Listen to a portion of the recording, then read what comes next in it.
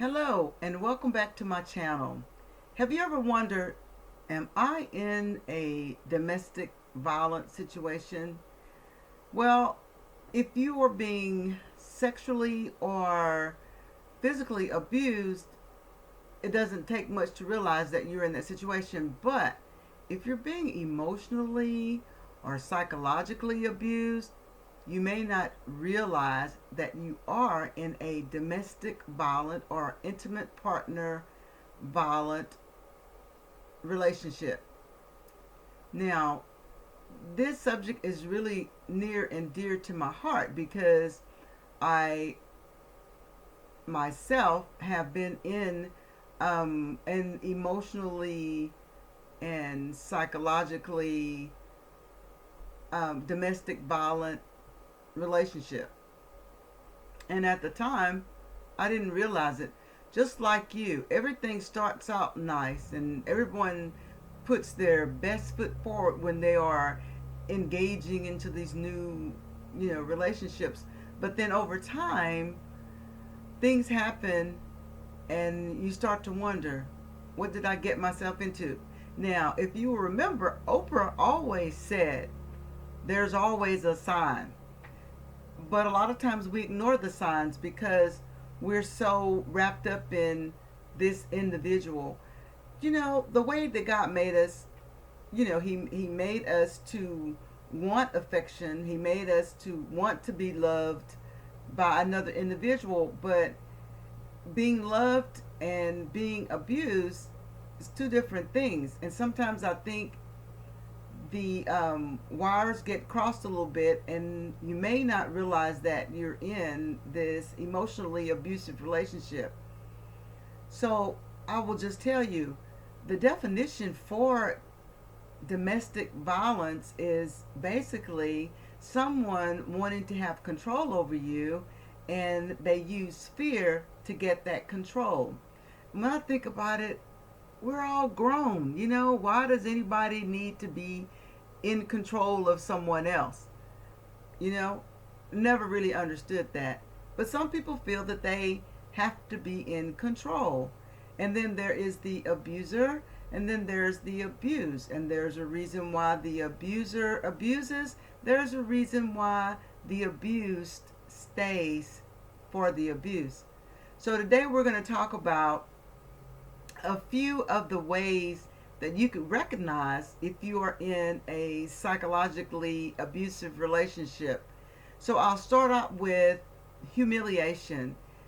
Now, if you are with your partner and you're with friends and your partner doesn't like something that you did, and then they may call you a B, y'all know what that means, or they may call you a dummy. Why did you do that? You're so stupid. Things like that. And they're doing this when you're around other people, and it's just horribly humiliating. There's another way that you can know whether or not you're in a psychologically abusive relationship. It would be if when you are together and there is nothing that you can do that is right in this person's eyes. Everything you do, they are what's called hypercritical. You didn't do that right. You didn't do that long enough. You didn't clean up well enough. You didn't take care of the kids well enough. This list can go on and on and on. But it's all in an effort to show you that I'm the one that's in control and you're not in control. Now, what if you have a partner who is possessive?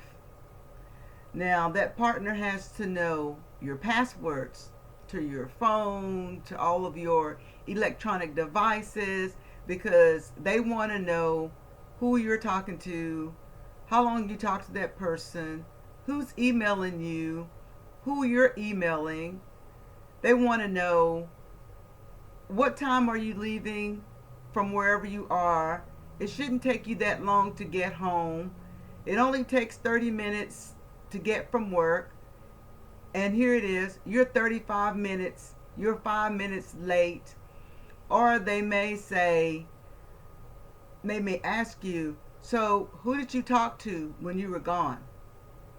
What did y'all talk about? Did y'all talk about me? Things like that. Now, they want to know where you are 24/7. And some people go as far as tracking your phone, putting trackers on your vehicles. What is up with that? You know, it's not right. I'm telling you, that is an emotionally abusive relationship. Now, there's a term that maybe you've heard of, maybe you haven't, but it's called gaslighting. So, gaslighting is when your partner tries to make you feel like whatever you're thinking is just insanity.